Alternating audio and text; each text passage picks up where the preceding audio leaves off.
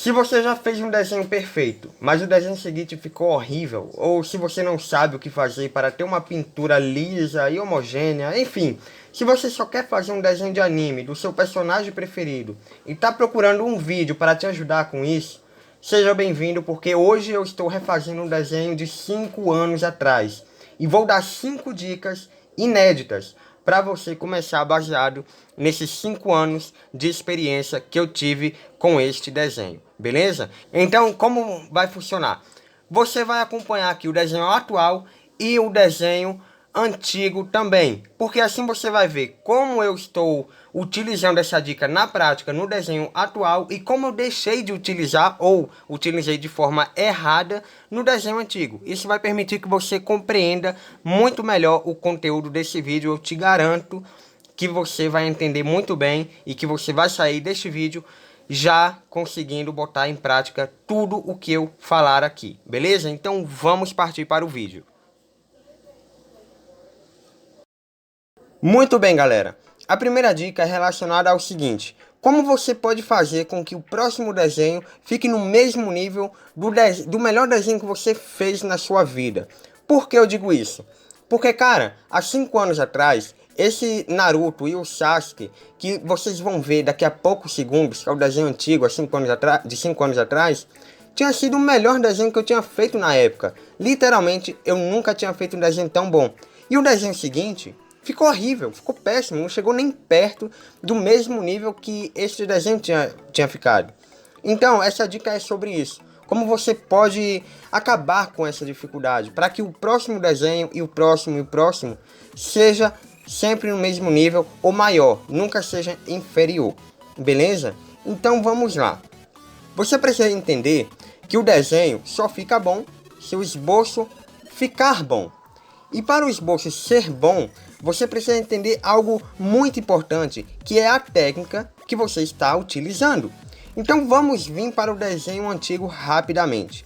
Nesse desenho antigo, vocês podem ver o seguinte. Vocês podem ver que eu estou utilizando uma técnica com formas geométricas. Todo mundo aqui já deve ter ouvido falar de formas geométricas para desenhar, né? Beleza. Só que tem uma questão, o próximo desenho eu também utilizei formas geométricas e ficou ruim, ficou péssimo. Por quê, galera? Para você fazer desenhos com essa técnica de formas geométricas, só usando ela mesmo, você tem que ter uma noção de proporção. A sua noção de proporção tem que estar muito bem afiada. Coisa que no desenho atual, vocês vão ver daqui a poucos segundos que isso mudou. Eu nem utilizei tanto assim as formas geométricas, mas vocês podem ver que a minha noção de proporção está muito melhor. Eu já fiz desenho sem medo. E, bom, como vocês podem ver no antigo, realmente o esboço não estava ficando tão legal assim. Veja também que o Naruto ficou aparentemente maior do que o Sasuke. Para você ver como a minha noção de proporção estava distorcida, ao ponto de dois personagens que deveriam estar do mesmo tamanho na folha, um ficou maior. Então a primeira dica para você acabar com essa dificuldade de uma vez por todas é você fazer um bom estudo de proporção. Que isso vai levar à dica 2, galera. Qual é a dica número 2? Regra das metades. Existe uma técnica no mundo dos desenhos chamada regra das metades e essa é a melhor técnica para você aprender a proporção de todos os personagens que existem no mundo dos animes. Essa foi a técnica que eu usei para aprender proporção e que eu ensino para todos os meus alunos no meu curso de desenho, o curso Seu Novo Desenho. Eu utilizo essa técnica por quê? Porque é impossível você errar a proporção dos seus desenhos depois de estudar com essa técnica, tá? E por que isso? Porque, galera, convenhamos, a melhor forma de aprender algo na prática é na tentativa e no erro. Concorda com isso? Eu espero que sim. Ninguém consegue aprender nada sem errar pelo menos uma vez. E essa técnica, ela vai fazer você errar. Daniel, mas calma aí.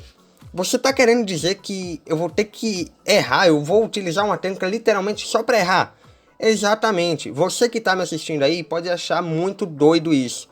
Mas, diferente de qualquer outra técnica, essa você vai errar, mas Quanto mais você errar, mais ela vai te deixar mais próximo da perfeição.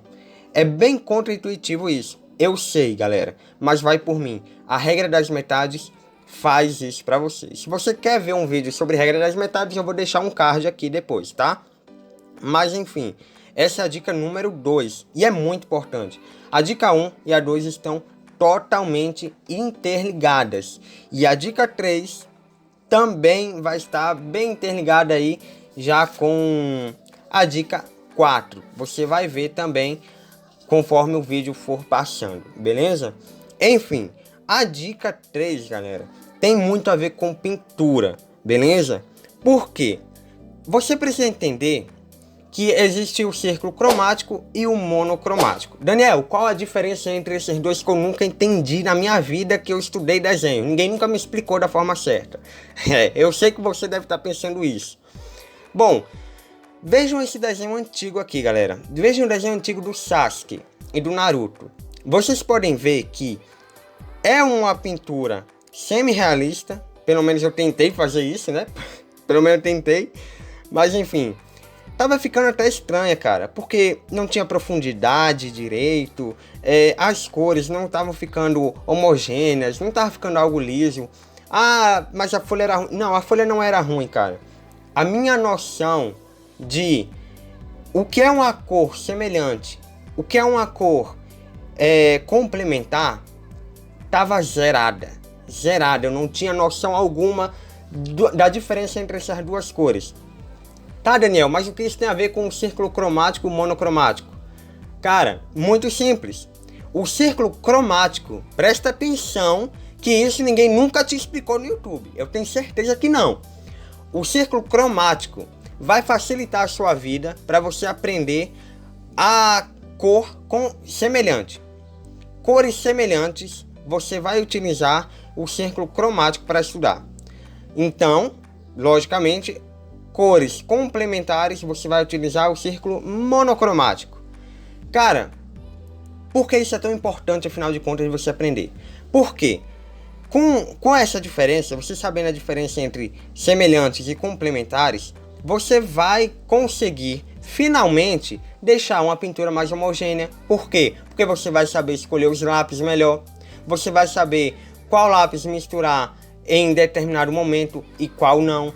E você pode ver que isso faz grande diferença, porque enquanto no desenho antigo eu estava simplesmente botando ali o efeito amarelo por cima do cinza, veja que no desenho atual eu já utilizei um ouro, eu já utilizei o ocre para fazer a transição entre o cinza e o amarelo, para fazer a transição entre o roxo e o amarelo, e isso deixou uma naturalidade maior no desenho. Então veja que essa noção vai permitir você escolher melhor as cores, você vai saber identificar melhor as cores assim que bater o olho na referência, e você vai saber misturar na hora que for a prática mesmo, na hora da ação, na hora que você estiver realmente desenhando, beleza?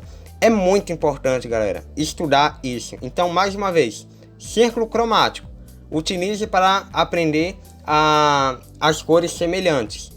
Círculo monocromático, utilize para estudar as cores complementares. Isso nos seus estudos vai fazer uma grande diferença. Daniel, qual vídeo eu utilizo para aprender isso? Porque eu tô com pouquíssima paciência de pesquisar no YouTube, sinceramente. Eu acho que vai ser muito difícil se encontrar no YouTube. Não é mentira, vai ser muito difícil. Então, se você quer aprender mesmo, de forma aprofundada isso, deixo para você o meu curso de desenho na descrição. O curso Seu Novo Desenho. Neste curso, tudo que eu estou aqui explicando neste vídeo, eu vou explicar no curso de forma aprofundada e de forma prática, com personagens reais ali, prático mesmo, para você literalmente ver a explicação e ver na prática de imediato, e também já praticar, já colocar ali no papel aí e já começar a desenhar na sua casa também, porque tudo é sobre prática, galera. Não adianta você só ver o vídeo se não vai praticar. E no meu curso de desenho, assim que você vê como funciona a técnica, você já pode colocar em prática, beleza?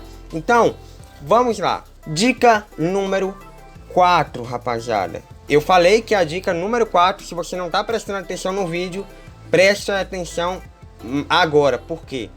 A dica 3 e a 4 estão muito interligadas. Por quê? A dica 4 é conceito básico, luz e sombra. Você pode ver no desenho antigo. Cara, eu estava colorindo praticamente sem ter sombras. De verdade mesmo. Essas sombras no desenho antigo estavam horríveis, cara. Horríveis mesmo. De verdade. Que coisa terrível. E o degradê? Aonde que estava nesse desenho antigo? Não tem. Simplesmente não tem, galera. Degradê. O desenho antigo parecia que eu estava simplesmente pegando o lápis, apertando e apertando e apertando o máximo que eu podia para sair alguma coisa ali. E, enfim, foi isso daí, esse desenho antigo aí que estava se formando, né? Já no desenho atual, você pode ver que a minha noção de luz e sombra está muito mais elevada. Muito mesmo. Esses 5 anos de experiência foram uma bênção para mim. Então olha só, cara, você vê aqui que as sombras estão muito bem definidas, que o degradê está muito bem definido, que a transição entre as cores está muito bem definido. Por quê? Porque eu já disse que na dica anterior eu aprendi a escolher muito bem os lápis, a utilizar muito bem as cores. Então, o que falta para deixar tudo melhor? Conceito de luz e sombra. Então, saber onde colocar a sombra, saber como fazer um degradê, saber como fazer um efeito. Isso tudo vai fazer uma diferença enorme, mas enorme no desenho. E eu estou falando de efeito já pensando na dica número 5. Porque a dica número 5 é exatamente sobre dar efeito no desenho. E definitivamente, galera, presta atenção, definitivamente eu não sabia dar um efeito no desenho antes. Há 5 anos atrás eu não dava um bom efeito no desenho. E você pode ver isso na prática. Esse desenho do Naruto e do Sasuke tá horrível em quesito de tudo, mas de efeito ainda mais. O objetivo de um fundo, galera, em um desenho, ou melhor, não só do fundo, mas de qualquer efeito que você dê em um desenho, é realçar o personagem principal que você fez. Coisa que não aconteceu nesse desenho de 5 anos atrás. Por quê? Veja bem, todos os efeitos que eu dei, o fundo que eu fiz, é como se o personagem do centro, os dois no caso, estivesse fazendo parte do fundo. Isso tirou completamente o realce do personagem. E no desenho atual, você pode ver que eu fiz diferente. O fundo mais escuro e o personagem e os dois personagens com esse degradê que eu comentei, ou seja, um personagem mais claro. Todos esses efeitos fizeram com que tanto o Naruto e o Sasuke ficassem mais visíveis, cara. Isso dá um ar diferente para o desenho. Então quando você for... A dica 5 é sobre isso. Quando você for fazer efeito, quando você for fazer um fundo, pense muito bem no que você vai fazer no seu desenho. Mas pensando sempre em realçar o personagem principal que você fez. Beleza? Enfim, galera. Essas foram as 5 dicas que eu tinha para dar aqui nesse vídeo, baseado nesses 5 anos de experiência que eu tive nesse desenho. Beleza? Eu espero realmente que você tenha curtido. Tá aí a grande diferença final entre esses 2 desenhos que eu fiz. Realmente eu espero que você tenha gostado mais do desenho atual do que o antigo, porque na minha opinião ficou 10 vezes melhor, tá? E bom, eu espero realmente que tenha ficado melhor e que você tenha achado isso. Enfim, se você curtiu mesmo esse vídeo, esses 2 desenhos, já deixa o seu like. Eu vou deixar outros vídeos aqui também para você assistir com mais dicas de desenho, porque esses vídeos de dicas podem te ajudar, pode ser um grande diferencial para você destravar de vez no desenho. E é claro, se você quer aprender a desenhar de forma profissional, em pouco tempo, de uma forma mais aprofundada e prática, é só clicar no link abaixo, beleza? Se não for inscrito, te dou as boas-vindas para o meu canal, porque você vai clicar no botão de se inscrever agora. E é isso, se curtiu mesmo, deixa o like, tamo junto, é nóis e bons desenhos aí pra vocês. Fui!